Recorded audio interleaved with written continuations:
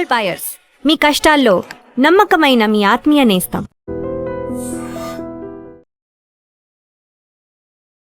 అయోధ్య గురించి మనం ఎంత మాట్లాడుకున్నప్పటికీ సరికొత్తగా మరికొంత ఇన్ఫర్మేషన్ వస్తోంది. దాంట్లో తవ్విన కొద్దీ నిజాలు అనేవి మెల్లిమెల్లిగా బయటపడుతుంది.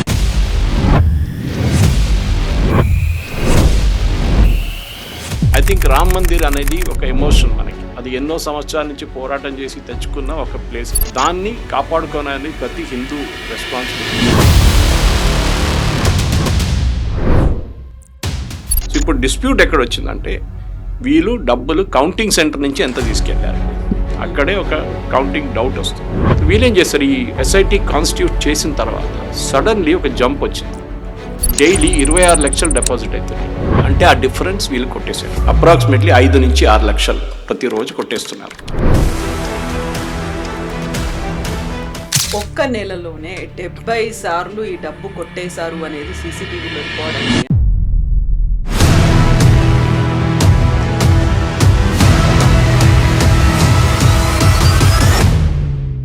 కౌంటింగ్ మిషన్ అనేది ఇప్పుడు ఉన్నప్పుడు మాన్యువల్ కౌంటింగ్ ఎందుకు పెట్టారు? That is the first thing. Second thing, ఈ బాత్రూమ్లో తీసుకెళ్లి డబ్బులు దాచడం ఏంటి, అక్కడి నుంచి బయటికి తీసుకెళ్ళడం ఏంటి, షూస్ ఎందుకు వేసుకున్నారు? కేసులో ఈ టిన్ను యాదవ్ అని చెప్పిన మనిషి దగ్గర తాళంచే ఉండకూడదు. Is not suppose to keep the keys. ఆయనకి అప్పగించేశారు కీస్.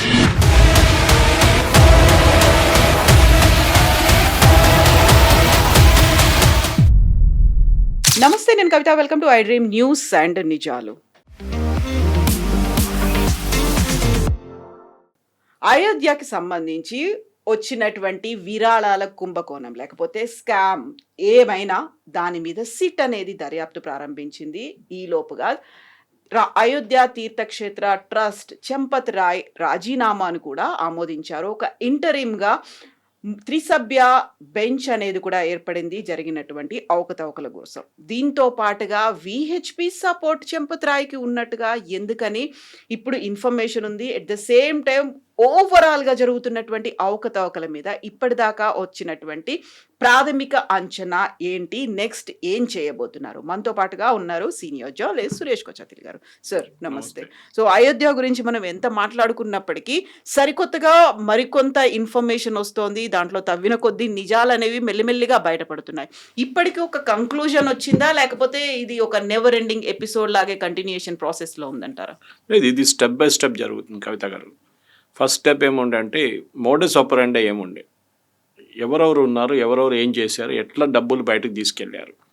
దీంట్లో 2 కాంపోనెంట్స్ ఉన్నాయి. మనం దీనికన్నా ముందు కూడా ఒకసారి డిస్కస్ చేసాం. ఒకటి, టెంపుల్కి వచ్చిన డొనేషన్స్ ఫస్ట్ కట్టే ముందు, దట్ ఈస్ సిటీ తిరిగారు, ఊర్లలో తిరిగేది, దానివల్ల వచ్చిన డొనేషన్స్ ఉంది. అది ఐదర్ వాల్యుబుల్స్ రూపంలో వచ్చింది, లేకుంటే క్యాష్ రూపంలో వచ్చి ఉంటుంది, లేకుంటే డొనేషన్స్ బై చెక్ వచ్చింది. మోస్ట్లీ చెక్లోనే వచ్చింది అదంతా కార్పొరేట్స్ వైపు నుంచి. ఆ అకౌంట్ కూడా ఇప్పుడు ఇవాళ వాళ్ళు ట్రస్ట్ వాళ్ళు బయట పెట్టారు ఎస్ఐటి ముందు, దాన్ని అకౌంట్ చేశారు. సో ఫర్ ఎగ్జాంపుల్ దాంట్లో చాలా క్లియర్గా 3,264 కోట్లు డొనేషన్తో వచ్చింది. దాంట్లో ఖర్చు అయింది ఆల్మోస్ట్ ఒక కంట్రిబ్యూషన్ కార్పస్ మొత్తం కలిపి బిల్డింగ్, అదే కన్స్ట్రక్షన్ రామ జన్మభూమి మందిరంకి మిగతా అన్ని స్ట్రక్చర్స్ కలిపి 2,370 కోట్లు ఖర్చు అయింది. రిమైనింగ్ బ్యాంక్లో ఉంది. So there is no dispute. Only ఇప్పుడు ఆ ఆడిట్లో బిల్స్ చెక్ చేస్తారు అంతే. బట్ మోస్ట్లీ అది కరెక్టే ఉంటుంది, దానికి పెద్ద ప్రాబ్లం ఉండదు. L and T was involve, check payments ఉంటుంది. సో క్యాష్ పేమెంట్స్ కాదు, చెక్ పేమెంట్స్ ఉంటుంది. ఇది కాకుండా ఈ ఇన్సెప్షన్, దట్ ఈస్ March 31, 2026 నుంచి ఓకే, ఇప్పుడు from the starting of Ramzan అంటే 29 నెలల్లో వచ్చిన డొనేషన్స్ టోటల్ ఆఫరింగ్స్ 582 కోట్లు. దాంట్లో 391 కోట్లు ఆపరేషనల్ ఎక్స్పెన్సెస్కి వాడుకున్నారు. అది శాలరీస్ ఉండొచ్చు, ఎలక్ట్రిసిటీ ఛార్జెస్ ఉండొచ్చు, మినిమల్ మెయింటెనెన్స్ కాస్ట్ ఉండొచ్చు, అన్నీ ఉంటుంది దాంట్లో.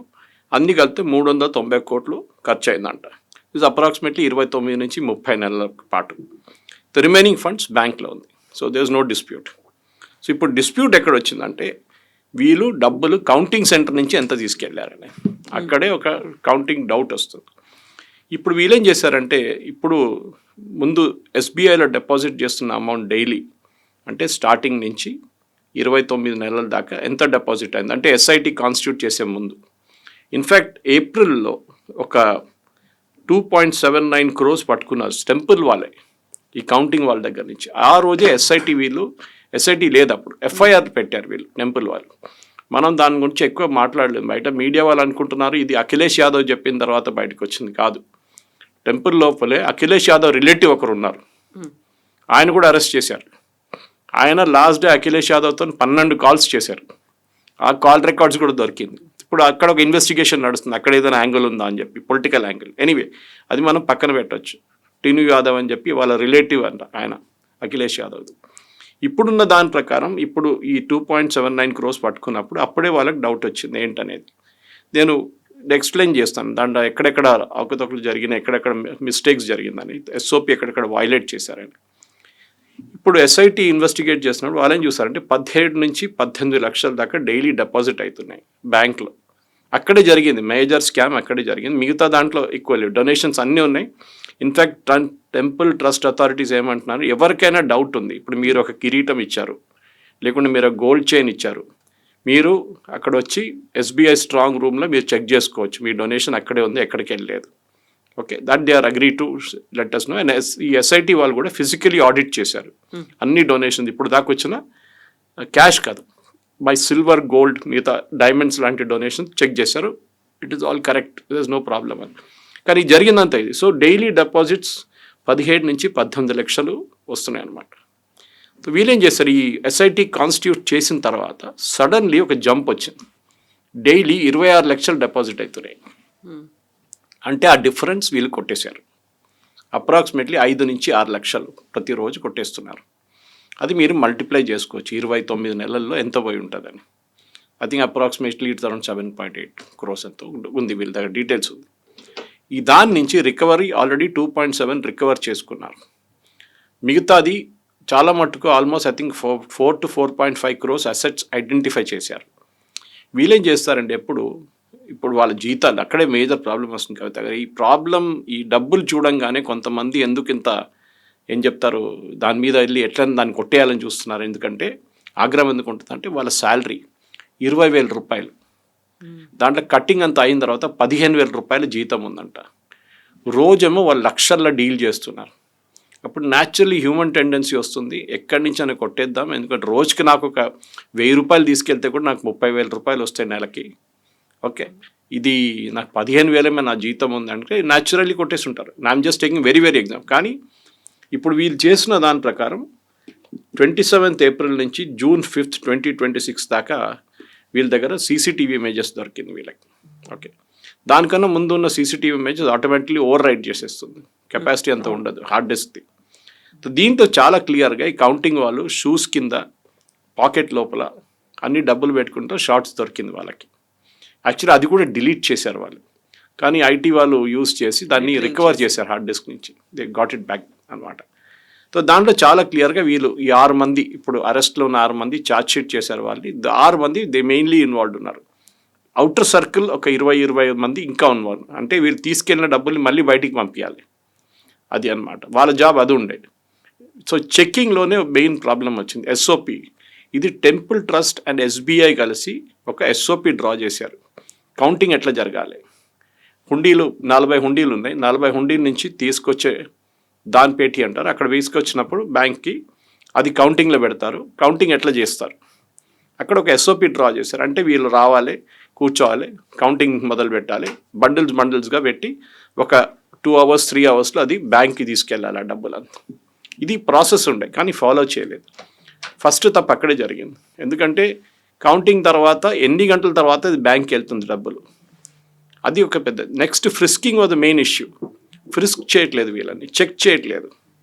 అంటే ఇది ప్రైవేట్ సెక్యూరిటీ గార్డ్స్ని పెట్టుకున్నారు. ప్రైవేట్ సెక్యూరిటీ గార్డ్స్ ఏం చేస్తారు, వాడు కూడా ఒక 500 రూపాయలు ఇచ్చేస్తే వాడు ఏం కాదు నువ్వు తీసుకెళ్ళమంటాడు. అది కూడా వాళ్ళ హ్యాబిట్ అది. సో ఇది జరిగిన మేజర్ మిస్టేక్స్ అనమాట. ఇప్పుడు ఎస్ఐటి వాళ్ళు టెంపుల్ డొనేషన్స్ మొత్తం ఆడిట్ చేస్తున్నారు. అది కాకుండా నేను చెప్పాను చూడండి, కన్స్ట్రక్షన్ టైంలో జరిగిన, ఇనాగరేషన్ టైంలో జరిగిన ఖర్చులు, ఈవెంట్ మేనేజ్మెంట్కి ఎంత, సౌండ్ సిస్టమ్కి ఎంత, మొత్తం చెక్ చేస్తున్నారు బిల్స్తో సహా. ఇప్పుడు దాకా దాంట్లో ఏం దొరకలేదు, everything seems to be good. Problem ఇది ఒక్కటే వచ్చింది మెయిన్గా, ఈ కౌంటింగ్లోనే ఈ డబ్బులంతా వెళ్ళింది. సో ప్రాబ్లం ఎక్కడ వచ్చిందంటే ప్రొఫెషనల్ సిస్టమ్ లేదు. ఇదంతా ఒక కాన్ఫిడెన్స్ బిల్డింగ్ మెజర్ లాగా వాళ్ళు ఒక్కొక్కరు నాకు వాళ్ళు తెలుసు వీళ్ళు వాళ్ళకి తెలుసు అని చెప్పి రిక్రూట్ చేసుకున్న మనుషులు ఇక్కడ కూడా. అది కాకుండా ప్రొఫెషనల్గా మీరు ఎవరిని రిక్రూట్ చేయలేదు. సో ఇప్పుడు ఫస్ట్ స్టెప్గా మీరు చెప్పినట్ల 3 మెంబర్ టీమ్ని అపాయింట్ చేశారు. రిటైర్డ్ ఆర్మీ సీనియర్ ఆఫీసర్, ఒక ఏం చెప్తారు మన షిర్ది సంస్థాన్ నుంచి ఒక ఆయన, ఇట్లాంటి ఒక and he was another gentleman is one retired chief justice of Shimla high court. 3 member panel constitute చేసి వీళ్ళు కొంతమందిని ఇంటర్వ్యూ చేసి ఐడెంటిఫై చేసి సిఈఓగా అపాయింట్ చేస్తారు, which is a good move. ఎందుకంటే ప్రొఫెషనలిజం ఉండాలి, ట్రస్ట్ ఉండొచ్చు, బోర్డు ఉండొచ్చు, అన్నీ ఉండొచ్చు, కానీ ఒక ప్రొఫెషనల్ రన్ చేయడానికి సిస్టమ్ ఉండడానికి ఒక సిఇఓ లెవెల్ అపాయింట్మెంట్ కావాలి. మంచి జీతం ఇవ్వండి, ప్రాబ్లం లేదు, but he'll be whole and sole responsible అన్నమాట. దేనికి టెంపుల్కి వచ్చే ఆదాయాలు ఎంత? 26 లక్షలు అంటే 26 లక్షలు కాదు, 30 లక్షలు అంటే 30 లక్షలు. ఒక ప్యాటర్న్ మీకు తెలిసిపోతుంది ఇప్పుడు నెక్స్ట్ 1 మంత్లో ఎంత యావరేజ్ ఉండని, అప్పుడు ఎంత మిస్యూజ్ జరిగిందని చాలా క్లారిటీ వచ్చేస్తుంది.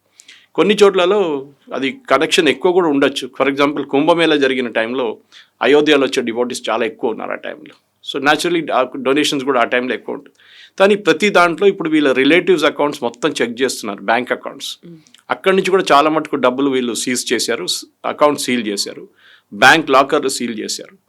సో బహుశా నా అంచనా ప్రకారం ఎస్ఐటి వాళ్ళు కూడా అదే చెప్తున్నారు, they will get back almost about 80 to 90% డబ్బులు, తీసుకెళ్ళిన డబ్బులు అన్నీ దొరుకుతుంది వీళ్ళకి.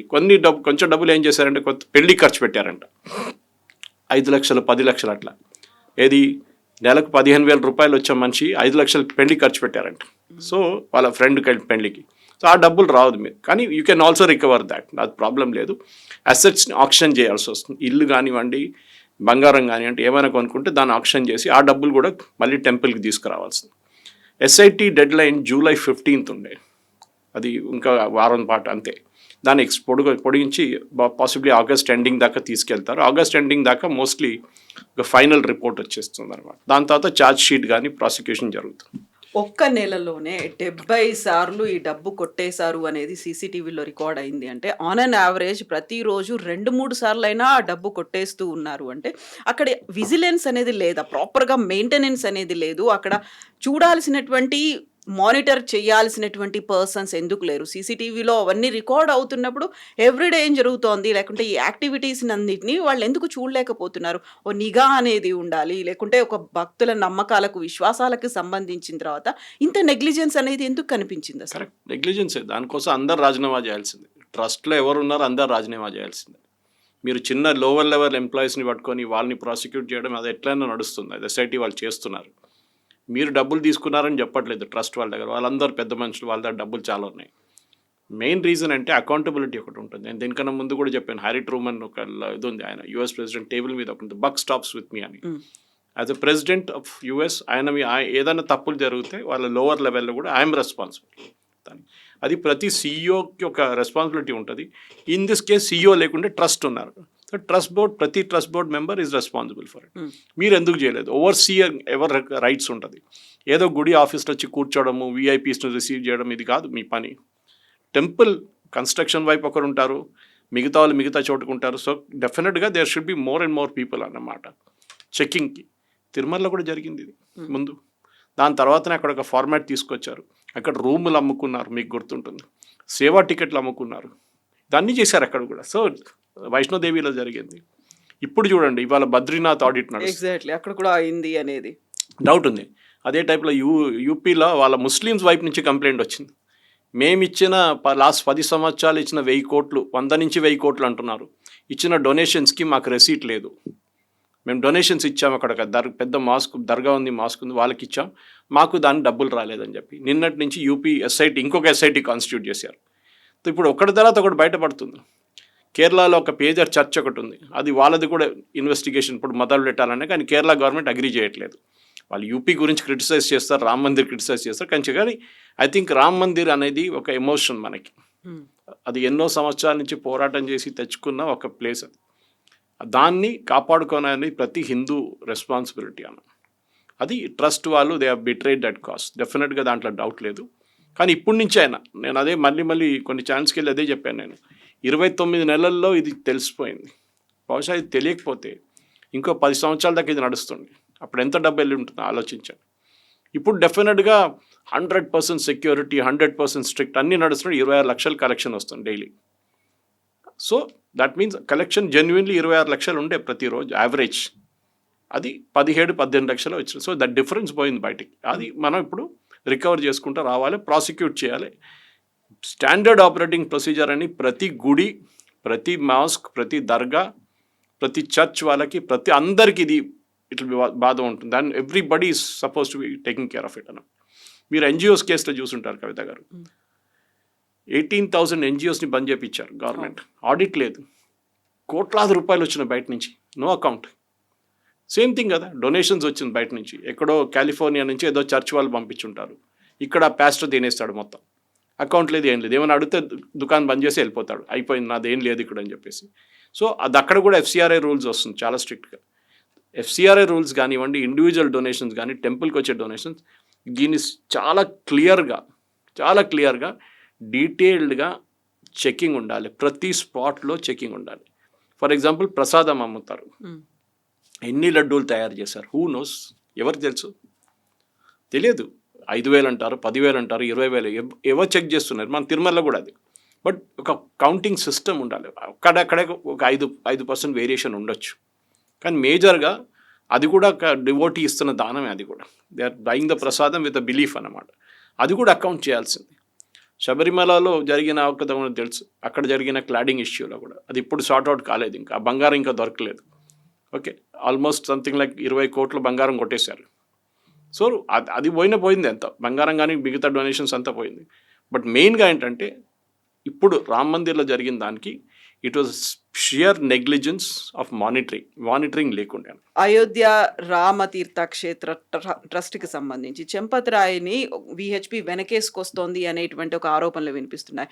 ఆయన మీద ఆరోపణ వచ్చినంత మాత్రాన ఆయనే నిందితుడు కాదు కదా. FIRలో పేరుందా, లేకుంటే దానికి సంబంధించి సిట్ అనేది అంతా అవుతోంది అనుకున్నప్పుడు RSS ఒక రకంగా మాట్లాడుతుంది, VHP ఒక రకంగా మాట్లాడుతోంది, రామతీర్థ క్షేత్ర ట్రస్ట్ ఏం చేయబోతోంది అనేది. ఇప్పుడు టెంపరీగా ఎవరైతే ఫస్ట్ కంప్లైంట్ చేశారో, ఎవరైతే FIR వెరీ ఫస్ట్ టైం చేశారో ఆయన్ని ఒకరిని పెట్టుకున్నారు, తాత్కాలికంగా నియమించారు రామతీర్థ క్షేత్ర ట్రస్ట్కి అన్నట్టు. అక్కడ మళ్ళీ ఒక పార్షియాలిటీ అంటూ ఉంటుందా, లేకపోతే కంప్లీట్గా ఒక పారదర్శకత అనేది కనిపిస్తుందంటారా?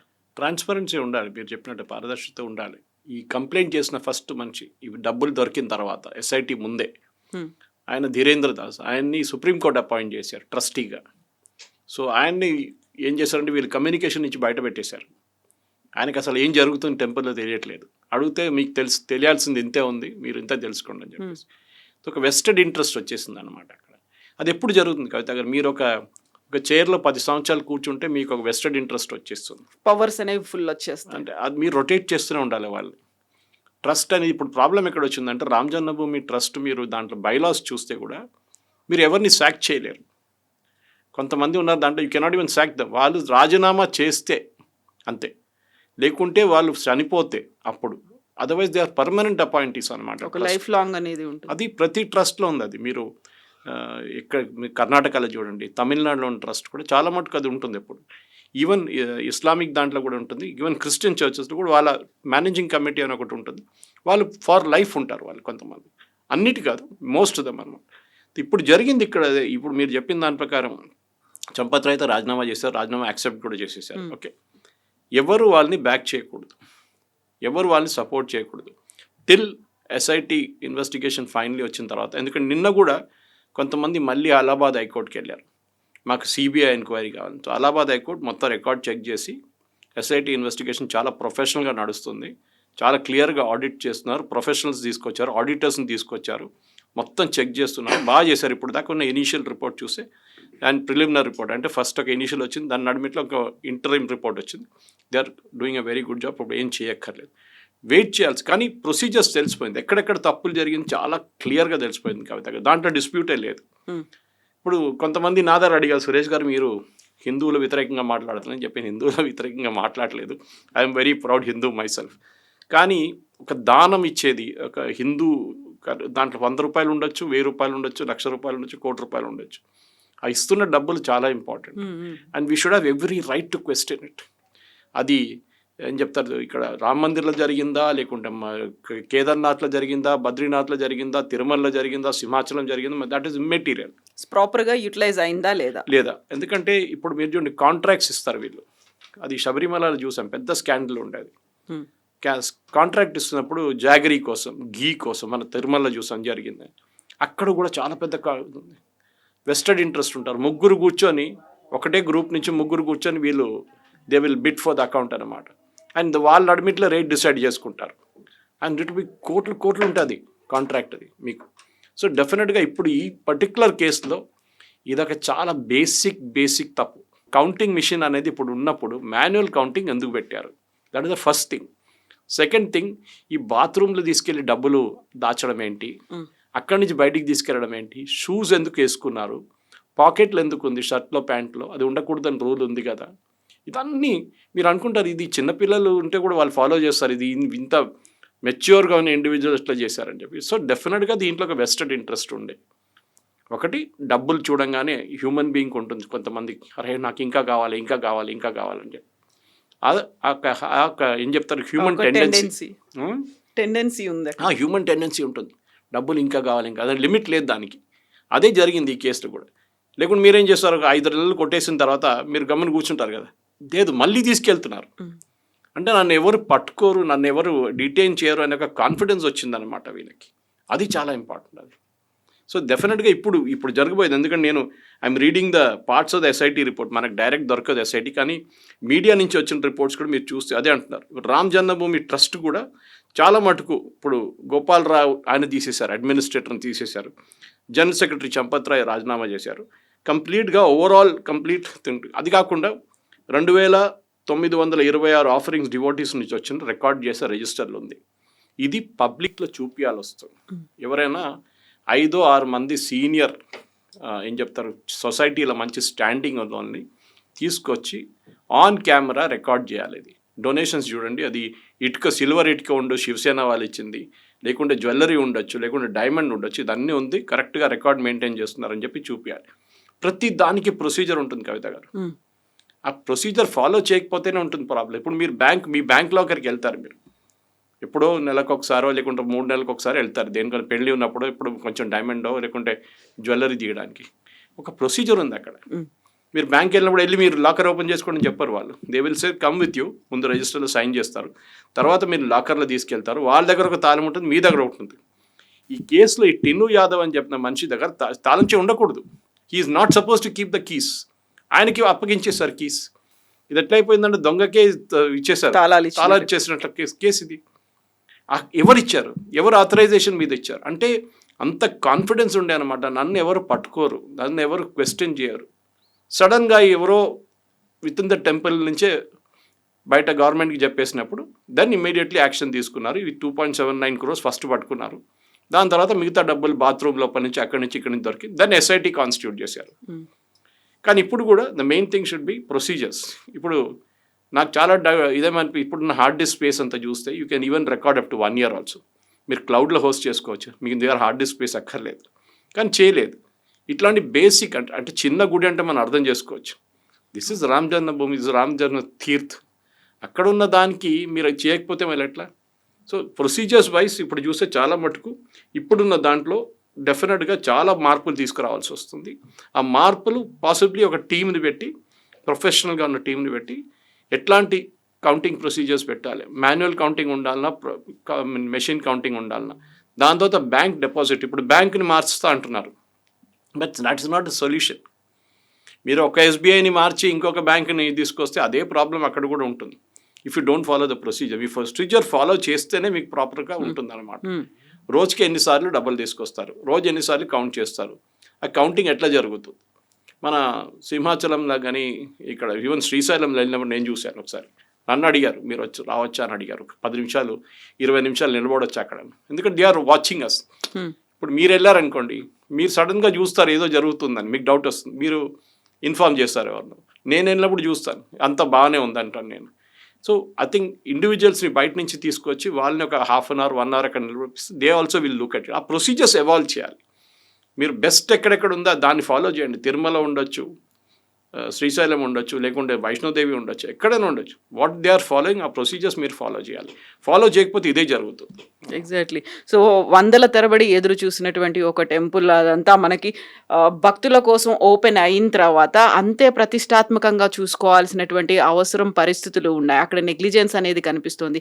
లూప్ హోల్స్ అనేవి బోల్డ్ అనేవి ఉన్నాయి, గ్యాప్స్ ఉన్నాయి. వీటన్నింటినీ సరి చేసుకుంటూ ముందుకు వెళ్ళాలి అంటే మాకు ఒక సమూల ప్రక్షాళన అనేటువంటి ఒక మాట చెప్తారు. మొత్తం అంతా కూడా దాన్ని క్లీన్ చేయాల్సినటువంటి ఒక ప్రాసెస్, ప్రొసీజరు ఇవన్నీ ఉంటాయి. బట్ ఇక్కడే గతంలో కొన్ని అఖాడాలు కూడా కుంభకోణాలు జరిగాయి, ఆరోపణలు ఉన్నాయి. దాదాపుగా 1400 కోట్ల కుంభకోణం జరిగిందని నిర్మోహి అఖాడా అనేది కూడా వేరే ఇష్యూస్కో వాటన్నిటిని సైడ్ లైన్ చేసేస్తున్నారు తప్ప ఆరోపణ వచ్చింది అనుకున్నప్పుడు వాటి మీద ఫోకస్ అనేది పెట్టకపోవడం వల్ల ప్రతిసారి డౌట్ వస్తుంది. ఇప్పుడు ఈ ఇష్యూ అవుతున్నప్పుడే బద్రీనాథ్లో కూడా ఇంకొకటి వెలుగులోకి వస్తుంది. అక్కడ మేబీ 1 లక్షల్లో అయినప్పటికీ కూడా ఇలాంటివి జరగకుండా ఉండాలి. వాట్ ఎవర్ ఇట్ మేబీ, ఎక్కడైనా ఏ దేవస్థానం, ఎక్కడ ట్రస్ట్ అయినా, ఏ బోర్డు అయినప్పటికీ కూడా ప్రాపర్గా ట్రాన్స్పరెన్సీ ఉండాలి అంటే ఏం చేయాలంటారు?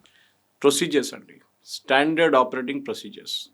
నేను బహుశా మీకు దీనికన్నా ముందు చెప్పాను, ISO 9000, ISO 23, ఒక్కొక్క ఇండస్ట్రీకి ఒక్కొక్క ISO ఉంటుంది. అవును, ప్రొసీజర్స్. అది ఏం లేదు, పెద్ద పని ఏం లేదు అది. అంటే మొన్న ఎక్స్ప్లెయిన్ చేశాను మీకు, ఒక కొరియర్ వస్తే ఆఫీస్లో, ఓకే, దాంట్లో 1000 మంది ఎంప్లాయీస్ ఉన్నారు. ఒక ఎంప్లాయీకి కొరియర్ వచ్చింది, మీరు దాన్ని ఎట్లా డీల్ చేస్తారు? They should be return documentation. Okay, ఒక ఫోన్ కాల్ వచ్చింది బయట, ప్రైవేట్ ఫోన్ కాల్, ఒఫీషియల్ కాదు, దాన్ని ఎట్లా డీల్ చేస్తారు? ఒక విజిటర్ వచ్చారు ఎవరినో కలవడానికి, ఒఫీషియల్ ఉండొచ్చు, పర్సనల్ ఉండొచ్చు, ఎట్లా డీల్ చేస్తారు? దీనికి ఒక ప్రొసీజర్ ఉంటుంది, దీని కూడా అంతే ఉండాలి. సో మీరు ISO ఫాలో అవుతారా, ఇంకేమైనా ఫాలో అవుతారా, దట్ ఈస్ డిఫరెంట్. కానీ ప్రొసీజర్స్ ఉంటాయి అన్నిటికీ. ఫర్ ఎగ్జాంపుల్ ఎవరో తీసుకొచ్చి ఒక జ్యువెలరీ పీస్ ఇచ్చారు, 10 గ్రాములు, 20 గ్రాములు, 30 గ్రాములు ఉండొచ్చు.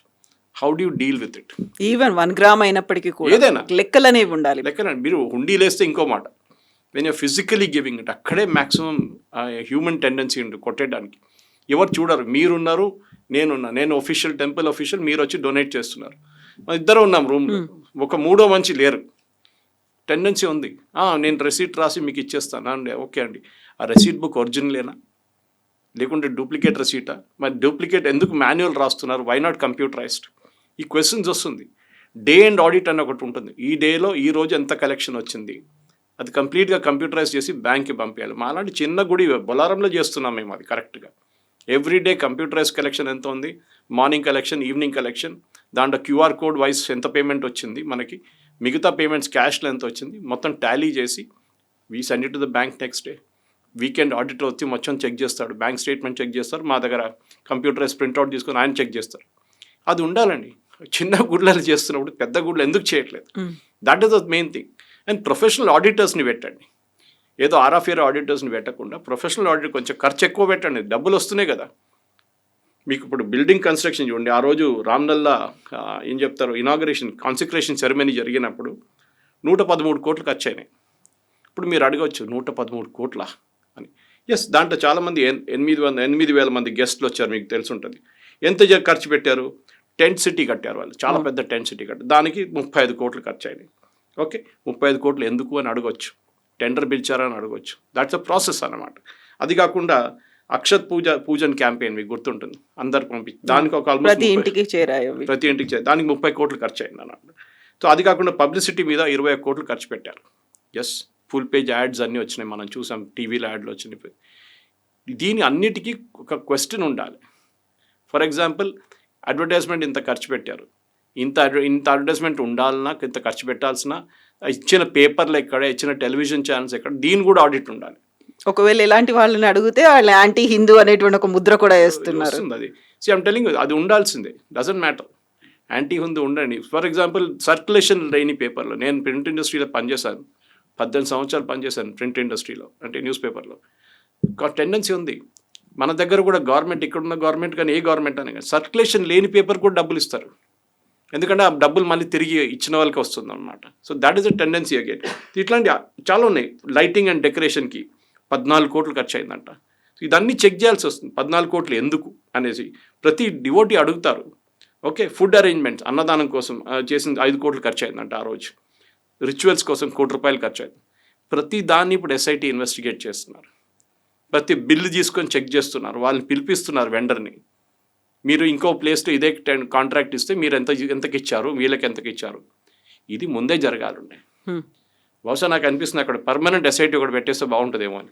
ఎందుకంటే ఆడిటర్స్ వాళ్ళ పని చేయకపోతే ఇదే జరుగుతుంది. మనం సత్యం స్కామ్లో చూసాం కవిత గారు. సత్యం స్కామ్ ఎందుకు జరిగింది? సత్యంలో రామలింగరాజు గారు ఏ బ్యాంక్ని దోపిడీ చేయలేదండి. విజయమాల్య చేసినట్లో, లేకుంటే మీరు మెహుల్ చోక్సీ నీరవ్ మోడీ చేసినట్టు చేయలేదు. ఆయన షేర్ వాల్యూని పెంచారు బై మ్యానిపులేటింగ్ సేల్స్. లేనిపోయిన సేల్స్ చూపించి సేల్ పెంచి షేర్ వాల్యూ పెరిగింది దాంతో. అదే జరిగింది. అది తర్వాత మనం చూసాం ప్రైస్ వాటర్ హౌస్ కూపర్స్ని వాళ్ళు క్వశ్చన్ చేసినప్పుడు ఇన్వెస్టిగేషన్ టీం వాళ్ళేమంటారు, మాకు చూపించింది మేము చూసాం, we didn't ask for something. ఇక్కడ అదే జరిగింది టెంపుల్లో. ఎవరైనా donation per day average donation ఎంత ఉందని ఎవరైనా అడిగారా? ఓకే, 16 లక్షల నుంచి 17 లక్షలు. మీరు ఒకరోజు నంబర్ ఆఫ్ డివోటీస్ వస్తుంది చూడండి, దాంట్లో సీసీటీవీ ఇమేజెస్ చెక్ చేయండి. డెఫినెట్గా ఎక్కడో ఈ భయం ఉంటే వీళ్ళు they would have followed the procedure. మీరు వచ్చి సీసీటీవీ మీద టవల్ వేసేస్తున్నారంట కనిపించకుండా. ఏమనంటే నేను చూడలేదు, తప్పుగా వేసాను దాని మీద అని చెప్పేసి. అది కాదు. సో ప్రతి దానికి ప్రొసీజర్కి ఉంటుంది. ఇది భక్తుల డబ్బులు, అది మనం గుర్తుపెట్టుకోవాలి. ఏదో గవర్నమెంట్ ఇచ్చిన ఫండ్ కాదు ఇది. సో ట్రస్ట్ ఎవరైనా కానీ ట్రస్ట్, దానికోసం ట్రస్ట్ అంటారు కదా, you should have a trust in the trust first of all. అది లేకుంటే ప్రజలు అనుకుంటారు నేను ఎందుకు ఇవ్వాలి డబ్బులు, నేను ఇచ్చిన డబ్బులు ఎట్లయినా కొట్టేస్తారు వీళ్ళు, చలో వీళ్ళు ఏదో పేదోళ్ళకి ఇచ్చేద్దాం ఈ డబ్బులు అని చెప్పి, లేకుంటే పూజారీలకి ఇచ్చేద్దాం డైరెక్ట్, వాళ్ళు దాన బాక్స్ లేకుండా వాళ్ళకి ఇచ్చేద్దాం డైరెక్ట్. అది కూడా జరుగుతుంది ఇప్పుడు. So we have to have the trust. మా దగ్గర బొలారంలో క్యూఆర్ కోడ్ పెట్టాం, టెంపుల్ హుండీ కాకుండా. మీరు క్యాష్ వేయకండి, no problem. There is a QR code of South Indian bank, scan చేయండి, ఆ డబ్బులు వేసేసాడు. ఇంకా అందరూ డబ్బులతో తిరగట్లేదు ఇప్పుడు పాకెట్లు. అది చేయొచ్చు కదా, డెవలప్ మోడర్న్ మెథడ్స్. కానీ మీరు మొబైల్ ఫోన్స్ అలౌ చేయరు లోపలికి, గుడి లోపలికి. అప్పుడు ఏం చేస్తారు? డైటీ ఫోటో తీసుకుంటాము అని. అదండి, మా కేరళలో నో డీటీ ఫోటోస్ అలౌడ్. మీరు చూడండి గురువాయూర్ కానీ ఎక్కడ కానీ డైరెక్ట్ గాడ్ పిక్చర్ ఎప్పుడు మీకు కనిపించదు. శబరిమల సైడ్ నుంచి తీసుకుంటారు ఎప్పుడు వీడియో అంతా. సో ఇది ప్రొసీజర్ ఉండాలి. ఆ ప్రొసీజర్ ఉండకపోతే ఇది అవుతుంది. స్టాండర్డ్ ఆపరేటింగ్ ప్రొసీజర్ చాలా ఇంపార్టెంట్. అది ఆడిటర్ ఉండొచ్చు, అది కౌంటింగ్ మిషన్ ఉండొచ్చు, జ్యువెలరీ జెమ్స్ డిపాజిట్ ఉండొచ్చు, ఏదైనా కానీ ప్రతి దానికి ఒక ప్రొసీజర్ ఉండాలి. అండ్ చాలా మట్టుకు ఏం చెప్తారు, సొసైటీలో మంచి స్టాండింగ్ ఉన్న వాళ్ళనే తీసుకోవాలి. జీతం కొంచెం ఎక్కువ ఇవ్వండి, నో ప్రాబ్లం. 15,000 రూపాయలు ఇస్తే ఆడు 15,000 కొడతాడు డెఫినెట్గా అక్కడి నుంచి. ఇది కాకుండా ఏదో ఒకటి చేస్తారు. అది చూసుకోవాల్సింది మన పని అనమాట. సో ఐ థింక్ భక్తులు మనకు కూడా ఒక రోల్ ఉంది.